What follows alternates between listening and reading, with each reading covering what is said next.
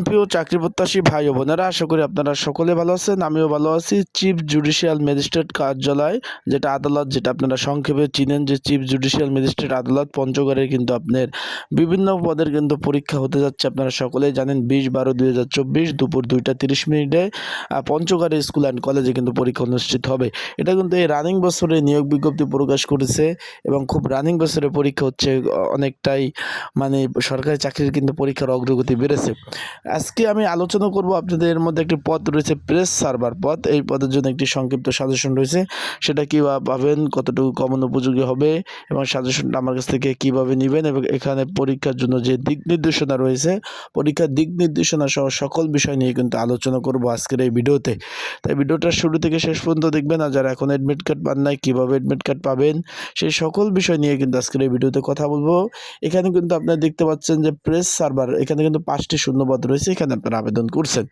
এখন বিষয়বস্তুটা হলো, যারা আমার ইউটিউব চ্যানেল নতুন তারা কিন্তু অবশ্যই আমার ইউটিউব চ্যানেলটা সাবস্ক্রাইব করে রাখবেন। ফেসবুক পেজ থেকে ভিডিও দেখলে অবশ্যই ফলো করবেন। লাইক কমেন্ট শেয়ার করে কিন্তু অন্যকে দেখার সুযোগ করে দিবেন।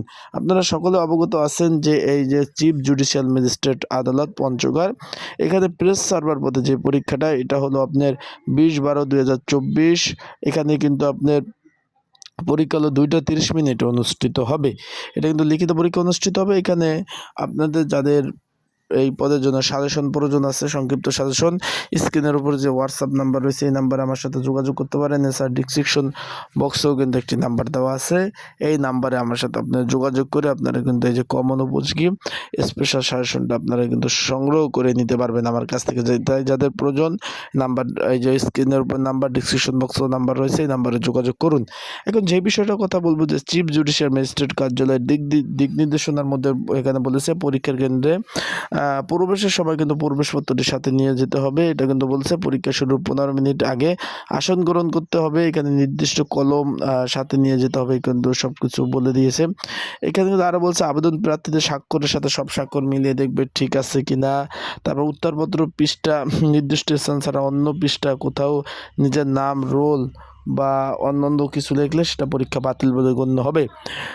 মৌখিক পরীক্ষার সময় এই প্রবেশপত্রের সঙ্গে আনতে হবে। এবং এটা কিন্তু আরেকটা কথা বলে দিই যে প্রবেশপত্র যেটা আপনারা ডাকযোগে পেয়েছেন, এই প্রবেশপত্রটাই কিন্তু মৌখিক পরীক্ষার সময় আপনাদের কিন্তু প্রয়োজন হবে, সেই কারণে হারাবেন না, ঠিক আছে।